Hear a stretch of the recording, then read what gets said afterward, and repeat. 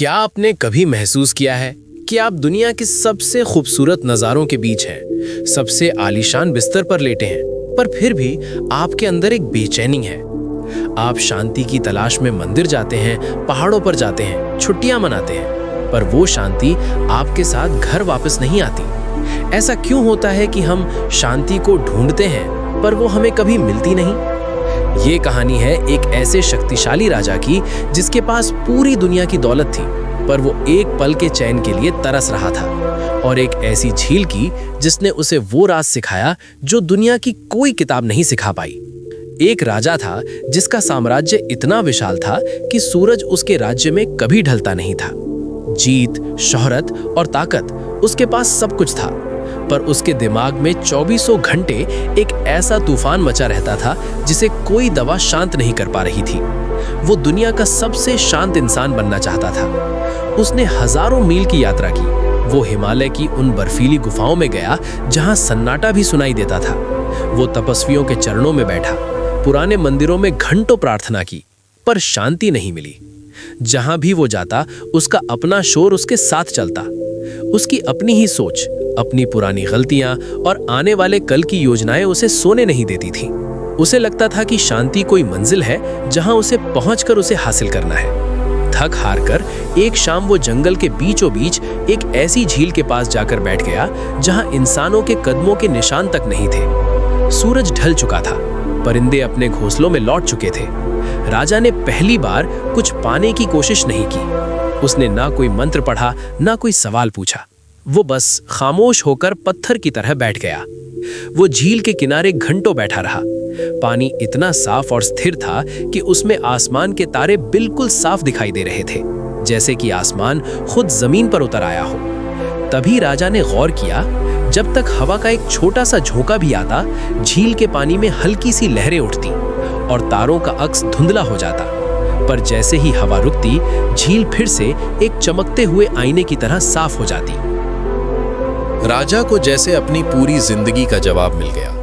उसे समझ आया कि झील तब तक धुंधली रहती है जब तक बाहर की हवा उसे छेड़ना बंद नहीं करती, और हमारा दिमाग तब तक शांत नहीं होता जब तक हम बाहर की दुनिया और अंदर के विचारों से लड़ना बंद नहीं करते। राजा उस झील के किनारे पूरी रात बैठा रहा। उस रात उसने कोई युद्ध नहीं जीता, पर उसने खुद को जीत लिया।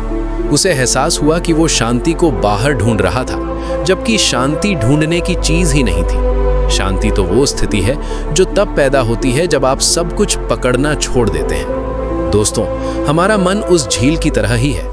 हम हर दिन इसमें प्रतिक्रियाओं के कंकड़ फेंकते हैं। किसी ने कुछ बुरा कहा, हमने कंकड़ फेंका। ऑफिस में काम का बोझ बढ़ा, हमने फिर कंकड़ फेंका। कोई पुरानी बात याद आई, हमने फिर कंकड़ फेंका। और फिर हम शिकायत करते हैं कि झील का पानी गंदा और अशांत क्यों है।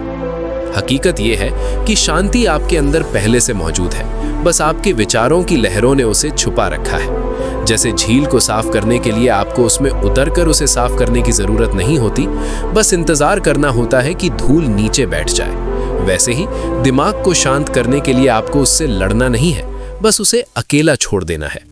अक्सर हम शांति की तलाश में भागते हैं, पर याद रखिए, आप भागकर जहां भी जाएंगे, आप अपने दिमाग को साथ लेकर जाएंगे। असली शांति वो नहीं है जहां शोर ना हो। असली शांति वो है जहां शोर तो हो, पर वो आपके अंदर प्रवेश ना कर सके।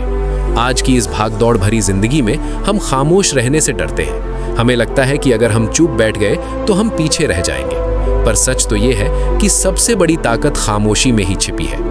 जिस तरह एक शांत झील आसमान को अपने अंदर समेट सकती है, एक शांत मन पूरी कायनात की समझ को अपने अंदर समेट सकता है।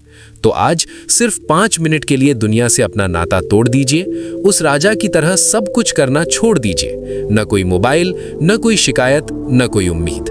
बस अपनी सांसों को महसूस कीजिए।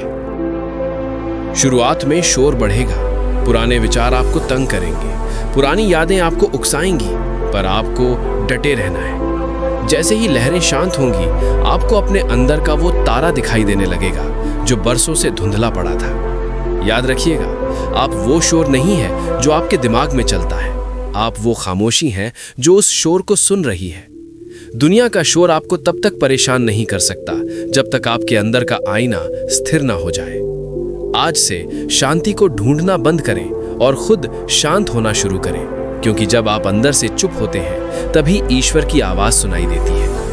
हिंदी इंस्पिरेशन के साथ जुड़ने के लिए शुक्रिया। अगर आप भी आज से अपने मन की झील को शांत रखना चाहते हैं तो कमेंट में पीस जरूर लिखें। अपने अंदर के आईने को साफ रखिए, क्योंकि असली स्वर्ग वही है।